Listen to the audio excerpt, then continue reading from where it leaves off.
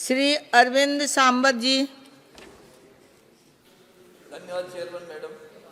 इस संविधान के संशोधन बिल पर 1956 की अनुसूची में प्रविष्ट करने के लिए जम्मू कश्मीर की वाल्मीकि कम्युनिटी, इसके साथ में चूड़ा, भंगी, वाल्मीकि, मेहतर ऐसे जो शब्द प्रयोग किए, मेरी पहली प्रार्थना रहेगी कि भंगी शब्द यहाँ से कैसे हटा सकते हो। देखो वो समाज को करना है, लेकिन उसको ये शब्द ही आगे चलकर जिंदगी में कभी प्रयोग न करी, वो समाज हमारे समझ में आए। मुझे मैं इस बिल को वेलकम करता हूँ, स्वागत करता हूँ। लेकिन दो बातें कहना चाहता हूँ कि इसमें जो फिनेंशियल प्रोविजन है लास्ट में, वो कुछ भी नहीं किया है उन्होंने, आपने। और मेरी प्रार्थना रहेगी कि अगर आगे चलकर इनको आप निधि की उपलब्धता नहीं करोगी तो भी आपको जैसे इनकी संख्या बढ़ेगी तो निधि की भी उपलब्धता होनी चाहिए।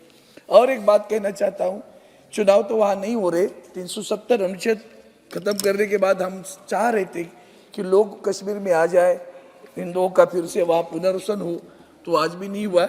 और एक थोड़ी सी अलग सी बात 1 मिनट में कहूँगा कि हम महाराष्ट्र में तो इतनी परेशानी है, अभी पूरा महाराष्ट्र इस जातिवाचिक लड़ाई से खड़ा हुआ है। मराठा का आरक्षण चाहिए, गोवारी आरक्षण आज चालू है आंदोलन उनका, ओबीसी आरक्षण के लिए लड़ाई हो रही है। और मैडम बैठी है पीछे, उनको पूछो क्या हालत चल रही है वहाँ। आदिवासी आंदोलन कर रहे, धनगर कर रहे। आप जैसे सिनोनिम कहते हैं उसी शब्द प्रयोग का कार्य तो वही है। जैसे धनगढ़, वहाँ धनगर है, वो धनगर को आज भी आरक्षण नहीं मिल रहा है। मंत्री जी से मेरी प्रार्थना रहेगी, इसमें भी आपको ध्यान देना है। और सबसे महत्वपूर्ण मांग मेरी आज ये रहेगी कि 50% की मर्यादा जो संविधान ने रखी है, उस मर्यादा के तहत हम कर नहीं पा रहे हैं। मेरी आपसे प्रार्थना है कि वो मर्यादा अगर बढ़ाई जाएगी तो आज जो सारे आंदोलन शुरू है ना, वो खत्म हो जाएंगे। देश में जितनी भी पिछड़ी जातियां हैं, वो किसी भी तरह की हो, एक बार उस राज्य को पूछकर उनके साथ में उनको देना।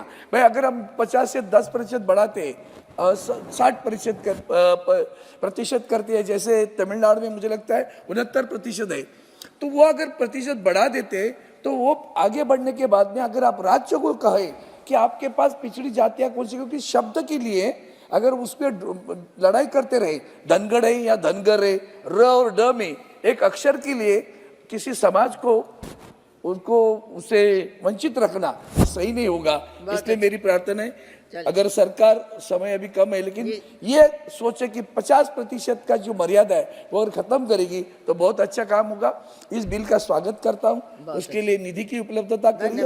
और वहाँ चुनाव में भी इनको, पढ़ाई में, चुनाव में, जॉब में भी इनको प्राथमिकता दी जाएगी, ऐसी अपेक्षा करके मेरा मनोगत खत्म करता हूँ। जय हिंद, जय महाराष्ट्र।